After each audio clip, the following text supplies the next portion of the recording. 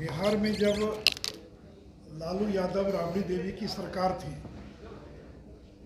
तो लगभग 23 साल तक बिहार में कांग्रेस लालू राबड़ी के राज में पंचायत का चुनाव नहीं हुआ।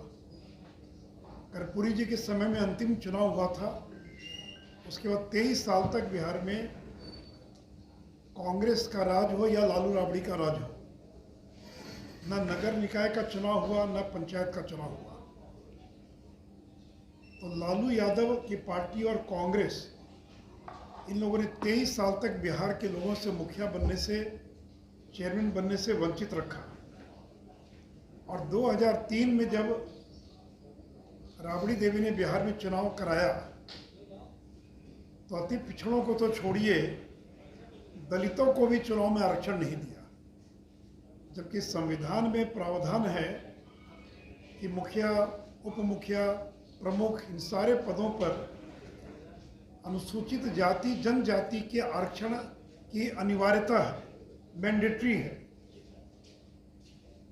तो अति पिछड़ा तो छोड़िए, दलितों को भी आरक्षण से वंचित कर दिया लालू राबड़ी के राज में। तो जब बिहार में हम लोगों की सरकार बनी, एनडीए की सरकार बनी, तब 2007 में हम लोगों ने पंचायत के चुनाव में और नगर निकाय में अति पिछड़ों को 20% का आरक्षण दिया।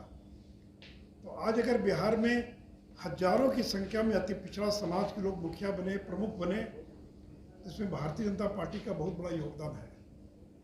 और केवल पंचायत और नगर निकाय ही नहीं, सरकारी नौकरियों में जब बिहार में पिछड़ा और अति पिछड़ा को आरक्षण का लाभ मिला, वो भी तब मिला जब भारतीय जनता पार्टी सरकार में शामिल थी। 78 में कर्पूरी ठाकुर बिहार के मुख्यमंत्री थे। पंडित कैलाशपति मिश्रा उस सरकार में वित्त मंत्री थे, जो जनसंघ कोटे से आते थे, दूसरे नंबर पर थे वो। और उस सरकार ने बिहार में पहली बार पिछड़ों और अति पिछड़ों को सरकारी नौकरियों में आरक्षण देने का काम किया। तो भारतीय जनता पार्टी की जो आरक्षण के प्रति प्रतिबद्धता है, वो चाहे वो सरकारी नौकरी हो या पंचायत हो या नगर निकाय हो, ये काम राजद ने नहीं किया, ये काम भारतीय जनता पार्टी वाली सरकारों ने ही इसको देने का काम किया है। लेकिन मित्रों, दुर्भाग्य है कि पिछले दिनों नीतीश कुमार के अहंकार के कारण और बिहार के अति पिछड़ों, जो अति पिछड़ा समाज है, वो मेयर, डिप्टी मेयर वगैरह बनने से वंचित रह गया। पिछले 1 साल में सुप्रीम कोर्ट के अनेक निर्देश आए हैं। मैं उसमें से कुछ निर्देश आपके सामने पढ़ना चाहूँगा। आपके पास एनेक्स्चर 1 होगा। ये एनेक्स्चर 1 है जो नगर विकास एवं आवास विभाग का है। इस एनेक्स्चर 1 को एक बार खोल लीजिए तो इसके पेज नंबर 2 पर ये एडवोकेट जनरल की राय है। और एडवोकेट जनरल ने क्या राय दी, मैं केवल उसकी एक लाइन पढ़ना चाहूँगा, जो अंडरलाइन किया हुआ है। And review my previous opinion rendered on 4 February 2022 and 12 March 2022। यानी मैं 4 फरवरी 2022 और 12 मार्च 2022 को जो मैंने ओपिनियन दिया था, जो मैंने मंतव्य दिया था, उस मंतव्य का मैं पुनर्विचार कर रहा हूँ। और पुनर्विचार करके मैं इस निष्कर्ष पर पहुँचा हूँ।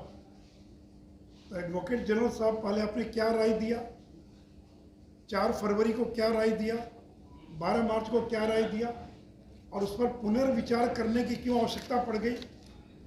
उसके अगले पेज पर आप जाइए, जिसमें लिखा हुआ अंग्रेजी में लर्नड एडवोकेट जनरल बिहार, उसमें जो अंडरलाइन है मैं उसको पढ़ रहा हूँ।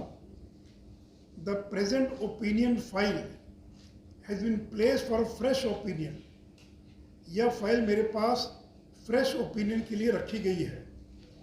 While previous 2 opinions were rendered dated 4 February 2022 and 12 March 2022 were under constitution of a dedicated commission was opined in terms of judgment of the Honorable Supreme Court referred in the opinion previously rendered। क्या मतलब हुआ वो कह रहे हैं कि 4 February 2022 और 12 मार्च को मैंने जो मंतव्य दिया था, और क्या मंतव्य दिया उसमें लिखा है कि डेडिकेटेड कमीशन बनाया जाना चाहिए सुप्रीम कोर्ट के निर्देश के आलोक में